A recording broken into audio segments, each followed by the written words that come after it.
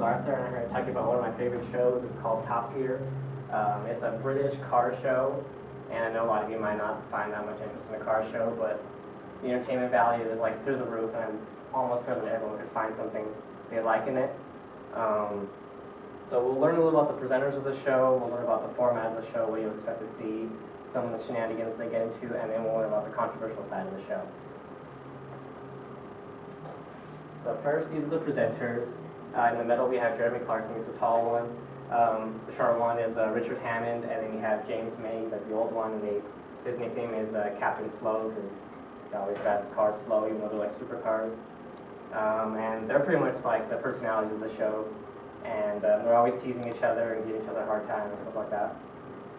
And then you have the Stick, he's this guy in the racing suit, and that's how you'll always see him. You have no idea who this guy is. He's some mysterious race car driver, and his job is to take the cars around the track and take them as fast as they can and set lap times. So we'll talk about what is Top Gear. It was a show from 1977, but it was rebooted in 2007 with its current format and current presenters. It's currently on its 22nd season, but even though in the UK they call them series, I don't know why they do that. It's broadcast on BBC Two.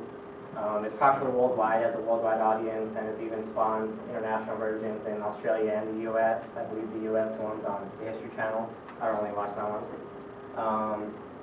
And they have the format of the show. Basically, the show is like set on the abandoned Air Force base. Not Air Force base, it's like abandoned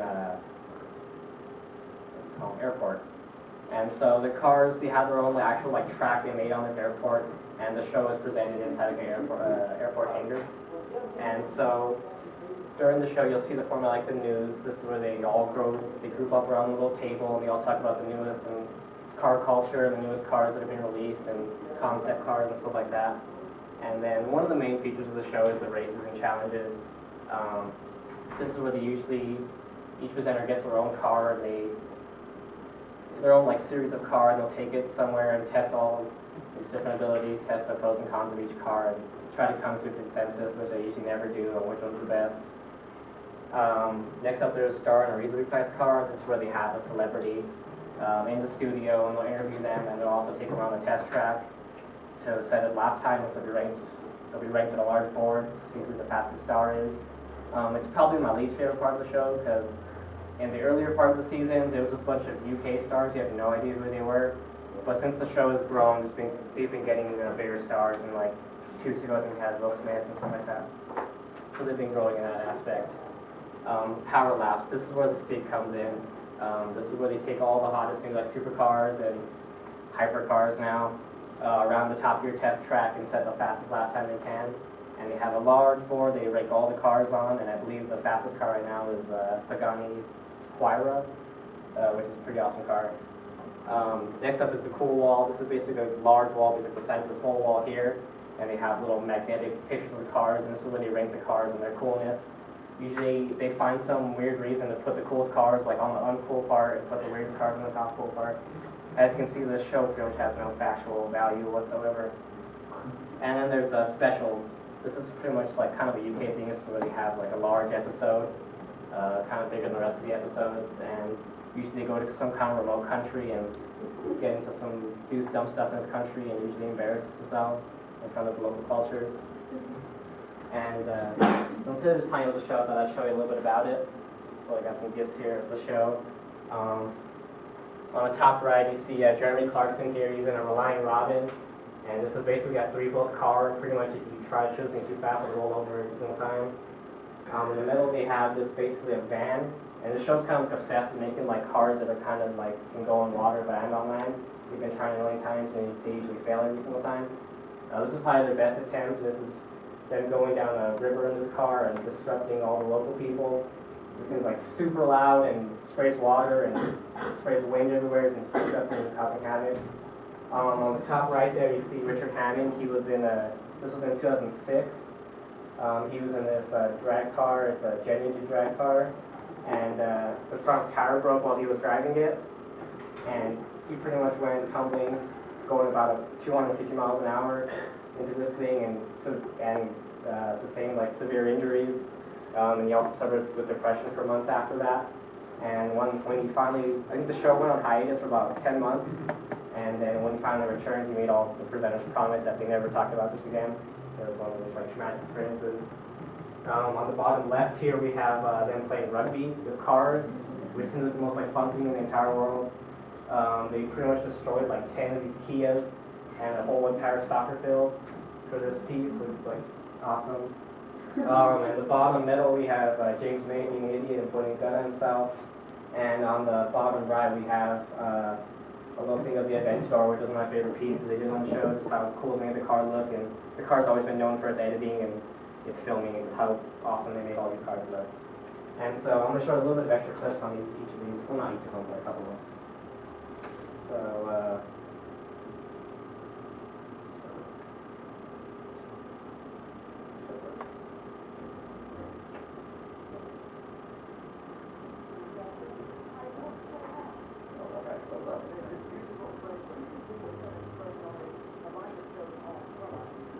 say there's been a real area of controversy here because, oh my God!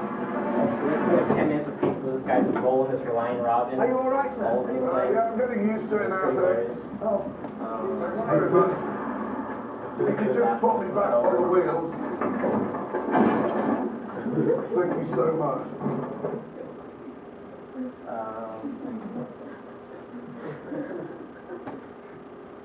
Thanks so much for doing my rugby match. Playing part of football, oh shit, is well suited to a... Sorry, that was a total mistake, my fault. That's not cricket. it's actually not that bad to buff out. And I'll show a little bit more about the Aventador piece. That boom, when it turns in, it changes direction, it turns like a swallow. Because it's light, you can brake so late, and because it's light, it can turn so hard without trying to tear its own tyres off. And because it's light, when you get out of the turn, 570 brake horsepower V10 just catapults it. That's just a little bit what you expect to see of the show. And with all that fun, there also comes like the controversial part of the show. This is like a long-known part of the show. People criticize a lot for this aspect.